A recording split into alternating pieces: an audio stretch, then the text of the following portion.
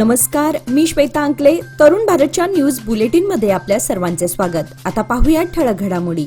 शेतकरी हे विकासाच्या विरोधात नसून सुपीक जमिनीतून रस्ता करू नये अशी शेतकऱ्यांची भूमिका असून राष्ट्रीय महामार्ग प्राधिकरणने शेतकऱ्यांनी सुचवलेल्या पर्यायी मार्गाचा विचार करावा, शिवाय हा रस्ता तातडीने रद्द करा अशी मागणी आज मंगळवारी आयोजित बैठकीत शेतकऱ्यांनी केली.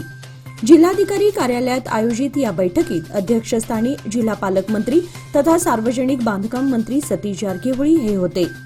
हलगाव मच्छे बायपास झाल्यास शहरातील वाहतूक कोंडी टाळण्यास मदत होईल, त्यामुळे रस्ता करावा अशी मागणी करत महामार्ग प्राधिकरणाची बाजू काही राजकीय नेते करत आहेत. मात्र बायपासच्या रस्त्यामुळे वडगाव, शहापूर, मच्छे, हलगा आदी भागातील अल्प भूधारक शेतकऱ्यांचे मोठ्या प्रमाणात नुकसान होणार आहे. कायद्याच्या नियमानुसार आम्हाला न्याय द्या व हा रस्ता रद्द करा अशी मागणी बैठकीत जोर धरली. जिल्हाधिकारी मोहम्मद रोशन यांनी बायपास संदर्भात माहिती पालकमंत्र्यांना दिली. बेळगाव महानगरपालिकेचे नवे आयुक्त म्हणून श्रीमती शुभा बी यांची राज्य शासनाने नियुक्ती केली आहे. बेळगाव महानगरपालिकेच्या कामात तफावतीमुळे आयुक्त अशोक दुळगुंटी यांची बदली करण्यात आली असून महानगरपालिकेचे नूतन आयुक्तपदी श्रीमती शुभा बी यांची निवड करून आदेश देण्यात आले आहेत. आज मंगळवारी पदग्रहण केलेल्या श्रीमती शुभा बी यांचे स्वागत नगरसेवक व पालिका कर्मचारी वर्गाने केले. याआधी श्रीमती शुभा बी या म्हैसूर शहर विकास प्राधिकरणाच्या योजना संचालिका म्हणून काम त्यांनी पाहिलं आहे. हलगाव मच्छे बायपास रस्ता करण्यासाठी राष्ट्रीय महामार्ग प्राधिकरणानं पुन्हा युद्ध पातळीवर काम सुरू केलं आहे. शेतकऱ्यांनी गेली 12 वर्षे या रस्त्याला विरोध दर्शवलाय, तरी देखील हा रस्ता केला जातोय. त्यामुळे शेतकऱ्यांनी जिल्हाधिकारी आवारात जिल्हा पालकमंत्री यांच्यासमोर आज मंगळवारी शेतकऱ्यांनी आंदोलन करून कोणत्याही परिस्थितीत जमीन देणार नाही अशा घोषणा दिल्या जात होत्या. तहान भूक हरवून बळीराजा शेतातून उत्पन्न घेतो, यावर आपले कुटुंब सांभाळतो.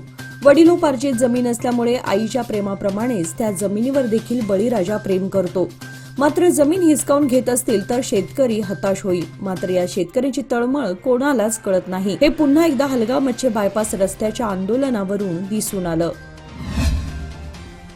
कित्तूर उत्सवाच्या पार्श्वभूमीवर कित्तूर येथील नियोजित कार्यक्रम स्थळाची पाहणी तसेच कार्यक्रमाच्या पूर्वतयारी संदर्भात आज जिल्हाधिकारी आणि स्थानिक आमदारांनी भेट देऊन पाहणी केली. जिल्हाधिकारी मोहम्मद रोशन आणि कित्तूरचे आमदार बाबासाहेब पाटील यांनी आज मंगळवारी कित्तूर येथील कार्यक्रम स्थळाची पाहणी केली. व्यासपीठ, जनतेची आसन व्यवस्था यासह संपूर्ण कार्यक्रमाच्या पार्श्वभूमीवर सुरू असलेल्या पूर्वतयारीचा आढावा घेतला.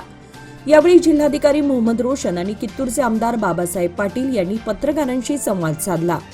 या महोत्सवात अनेक मान्यवर उपस्थित राहणार असून उत्सवादरम्यान कोणत्याही गोष्टीची कमतरता भासू नये यासाठी जिल्हा प्रशासन आवश्यक ती सर्व खबरदारी घेत आहे.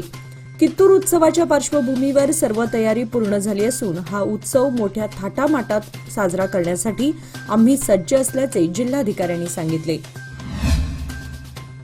शिपाई बसप्पा मलंगे यांच्या स्मरणार्थ मार्कंडेय नगर येथील कन्नड प्राथमिक शाळेला डिजिटल बोर्ड, कपाट, खुर्च्या इत्यादी साहित्य भेटीदाखल दिले आहेत. या प्रसंगी शिपाई बसप्पा मलंगे यांच्या आई वडिलांचा सन्मान करून देणगी दिल्याबद्दल त्यांचे आभार मानण्यात आले. यावेळी सुभेदार मेजर अक्कीवाड अण्णाप्पा, नायब सुभेदार भरमाजी बेंडके, नायब सुभेदार रामकृष्ण निडवानी, नायब सुभेदार मानतेश येस, त्यांच्यासोबत शिपाई शशांक कुंभार, सर्व भारतीय जवान, माजी, आजी, अधिकारी, त्याचबरोबर या शाळेचे एसडीएमसी सदस्य Nagraj Gundyagol, Geeta Madiwalkar, M Bagwan, S Gabir, U K Badiger इत्यादी शिक्षक वर्ग उपस्थित होते. गेल्या काही दिवसांपासून अनुगोळ वडगाव मुख्य रस्त्यावरील ओमकार नगर येथे कचरा डंप करण्यात येतोय. इतर ठिकाणचा कचरा गोळा करून त्या ठिकाणी आणला जातो. त्यानंतर महानगरपालिकेच्या कचरावाहू वाहनामध्ये तो भरला जातो. मात्र अर्धा कचरा त्याच ठिकाणी फेकून दिला जातोय. त्यामुळे या परिसरात सर्वत्र दुर्गंधी पसरली असून मुख्य रस्त्यावर कचरा डंप करण्याचे काम थांबवावे अशी मागणी या परिसरातील नागरिकातून होत आहे. वाहनामध्ये कचरा पूर्ण भरल्यानंतर उरलेला कचरा तेथेच टाकून देण्यात येतो. त्या ठिकाणी कचरा कुंडीही आहे, मात्र त्या कुंडीमध्ये कचरा टाकला जात नाही. दुसऱ्या दिवशी नागरिकही त्याच ठिकाणी कचरा टाकत आहेत. त्यामुळे कचऱ्याचा साठा अधिक प्रमाणात होत आहे. उद्योजक संतोष पद्मनावर खून प्रकरणात न्यायालयीन कोठडीत रवानगी केलेल्या 4 आरोपींना आज अधिक चौकशीसाठी न्यायालयाच्या परवानगीने माळ मारुती पोलिसांनी ताब्यात घेतले. न्यायालयाने या आरोपींना 4 दिवसांची पोलीस कस्टडी दिली आहे. बेळगाव शहरातील अंजनेय नगर येथील रिअल इस्टेट व्यावसायिक संतोष पद्मनावर यांचा त्यांची पत्नी उमा पद्मनावर हिने आपल्या फेसबुक फ्रेंड्सच्या मदतीने खून केला होता.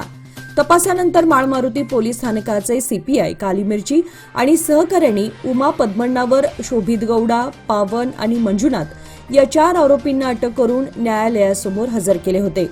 न्यायालयाने त्यांना 14 दिवसांची न्यायालयीन कोठडी सुनावली होती.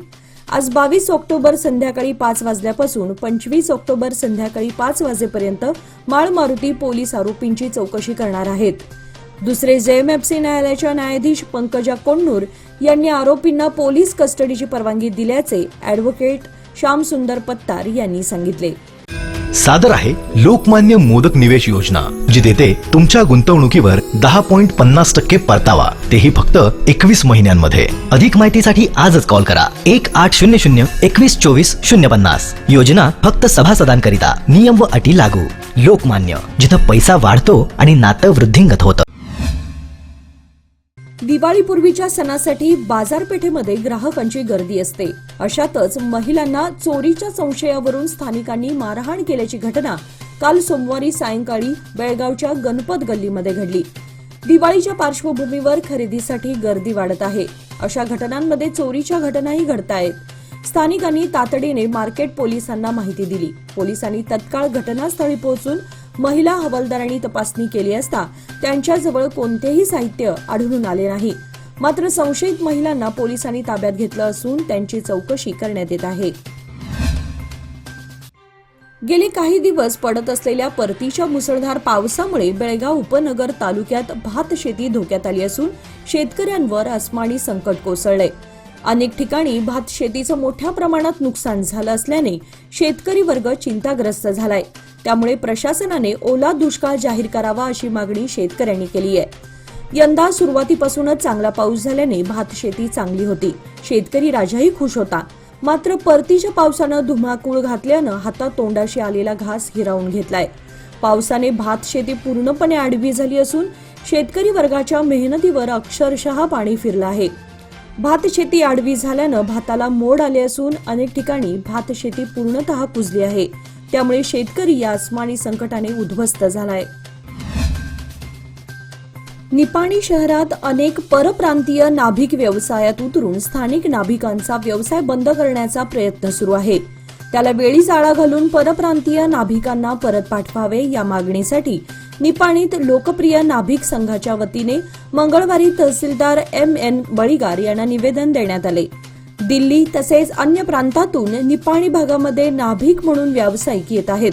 त्याला विरोध म्हणून बोरगाव येथील नाभिक समाजाने गेल्या 15 दिवसांपासून आपले व्यवसाय बंद ठेवले आहेत.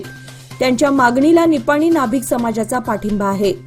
12 बलुतेदारीचा एक भाग असलेल्या नाभिक समाजाने निपाणीत कित्येक वर्षांपासून आपला व्यवसाय सुरू ठेवला आहे. सीमा भागात कानडी प्रशासनाकडून होणारी मराठी भाषिकांची दडपशाही ही काही नवीन नाही. मात्र राज्योत्सवाच्या तोंडावर निपाणीत नगरपालिका प्रशासनाने रस्त्यावर फिरून व्यापाऱ्यांना कानडी फलक लावण्याची सक्ती चालवली आहे. यासाठी सोबतीला पोलीस फौजफाटा घेऊन मराठी भाषिकांची गळचेपी करण्याचा सुरू असलेला प्रयत्न संतापजनक ठरत आहे. मंगळवारी अचानक नगरपालिकेचे अधिकारी, पोलीस प्रशासनातील अधिकारी यांनी शहरातील व्यापाऱ्यांना कन्नड व्यतिरिक्त अन्य भाषेतील फलक तत्काळ काढावेत आणि त्या ठिकाणी कानडी फलक लावावेत असा फतवा काढायला सुरुवात केली. राज्य सरकारचा आदेश असल्याचे सांगत कन्नड फलक नसणाऱ्या व्यापाऱ्यांना नोटिसा द्यायला सुरुवात केली. नगरपालिका व प्रशासनाचे 50हून अधिक अधिकारी कर्मचारी अचानक कन्नड सक्तीसाठी रस्त्यावर उतरल्याने व्यापाऱ्यांची तारांबळ उडाली. गुंजीसह परिसरात गेल्या आठवड्याभरापासून सुरू असलेल्या पावसाने अद्याप विश्रांती न घेतल्याने येथील शेतकरी वर्ग चिंताग्रस्त बनलाय. दररोज दमदार पाऊस कोसळत असल्याने येथील शेतकरी वर्ग मेटाकुटीला आला असून भात पीक धोक्यात आलं आहे. त्यातच सोमवारी पहाटे आणि मंगळवारी सायंकाळी मेघगर्जनेसह मुसळधार पाऊस कोसळल्याने सर्वत्र पाणीच पाणी झाले. झालेल्या पावसामुळे नदी नाले दुथडी भरून वाहत आहेत. त्याचबरोबर येथील कापणीस आलेल्या भात पिकाचंही मोठं नुकसान झालं आहे. युवा जागृतीसाठी सायकलवरून तब्बल 4000 किलोमीटर अंतराचा प्रवास करण्याद्वारे देशातील 4 धाम यात्रा यशस्वीरित्या पूर्ण करून परतलेला येळ्ळूर येथील जिगरबाज युवक अनंत धामणेकर याचा शहरातील धर्मवीर संभाजी चौक आणि येळ्ळूर गावामध्ये सत्कार करून कौतुक करण्यात आले. शहरातील धर्मवीर संभाजी महाराज चौकामध्ये महाराष्ट्र एकीकरण समितीचे नेते रमाकांत कोंडुस्कर व RM चौगुले यांनी सायकलवरून 4 धाम यात्रा पूर्ण करणाऱ्या अनंत धामणेकर याचा पुष्पहार घालून शाल श्रीफळ देऊन सत्कार केला. त्याचप्रमाणे येळ्ळूर गावातील श्री चांगळेश्वरी मंदिर येथे जिल्हा पंचायत सदस्य रमेश गोरल यांनी अनंत याचा सत्कार करून त्याचे कौतुक केले. याचबरोबर आजचे बातमीपत्र इथेच संपले. अधिक माहिती आणि ताज्या घडामोडींसाठी पाहत रहा तरुण भारत न्यूज चॅनल. तसेच आमच्या चॅनलला लाईक, शेअर आणि सबस्क्राईब करायला विसरू नका आणि विश्वासार्ह बातम्यांसाठी दररोज वाचा दैनिक तरुण भारत. धन्यवाद.